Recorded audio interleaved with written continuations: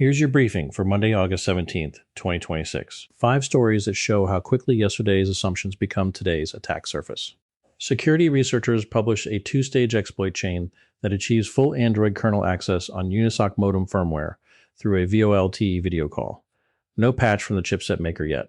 The first stage was disclosed in March. The second completes remote code execution when the victim answers a call on a private 4G network. Affected devices include edge hardware and phones using the modem. That's the headline from the Hacker News. And it is another reminder that cellular baseband code still ships with the kind of assumptions that only get stress tested after the fact. A suspected China Nexus APT is actively exploiting CVE 2026-59310 and Broadcom VMware vCenter, a directory traversal flaw patched on July 29th. The attackers deploy a Babok-derived ransomware payload. German researchers Querso tied the campaign to Chinese language tooling, scripts, and operational timing. That's the headline from the Hacker News. And it shows how quickly a newly disclosed high-severity flaw moves from advisory to production ransomware when the target is widely deployed infrastructure. Attackers are exploiting CVE 2026-6540, a critical authentication issue in macOS screen sharing, on Internet-exposed Macs to install Monero miners. The flaw was patched in emergency updates for Tahoe, Sequoia, and Sonoma earlier this month. The Netherlands NCSC issued the warning after observing active exploitation. That's the headline from the Hacker News, and it demonstrates that even short windows between disclosure and patch are enough for opportunistic miners to land on exposed endpoints.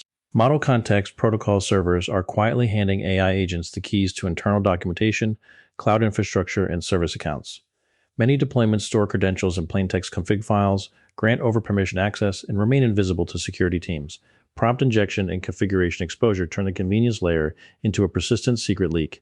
That's the headline from the Hacker News, and it is the predictable outcome when organizations bolt AI agents onto production systems without equivalent controls on the tool layer. A new Mirai-derived Linux botnet called Evo1Bot has been active since July, exploiting known vulnerabilities in edge devices to convert them into SOC 5 proxies.